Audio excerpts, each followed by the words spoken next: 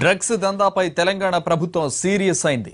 ఈ వ్యవహారంలో ఎంతటి ప్రముఖులున్నా వదిలిపెట్టొద్దంటూ అకున్ సబర్వాల్ కు సీఎం కేసీఆర్ తేల్చి చెప్పారు. ఈ విషయంపై అకున్ కు ఇవాళ ఉదయం కేసీఆర్ ఫోన్ చేసి వివరాలు తెలుసుకున్నారు. ఆయన సూచన మేరకు excise enforcement director Akun Sabharwal తన లీవ్ ను రద్దు చేసుకున్నారు. ఎవరిని కాపాడే ఉద్దేశం ప్రభుత్వానికి లేదని కేసీఆర్ అకున్ సబర్వాల్ కు స్పష్టం చేశారు.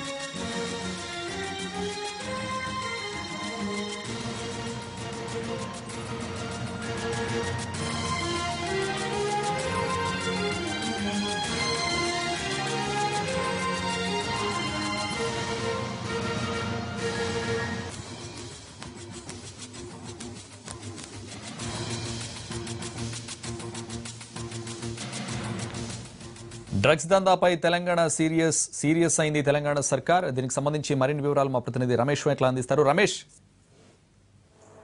తెలంగాణ ప్రభుత్వము పూర్తిగా డ్రగ్స్ దందా పైన సీరియస్ గా స్పందించని చెప్పొచ్చు. ఇది ఈ దందాలో ఉన్న ఎవరైనా దందా చేస్తున్న వాళ్ళు కావచ్చు, లేకుండా డ్రగ్స్ తీసుకున్న వాళ్ళు కావచ్చు, ఎవరినైనా వదిలిపెట్టద్దు, ఎవరిని ఉపేక్షించవద్దు.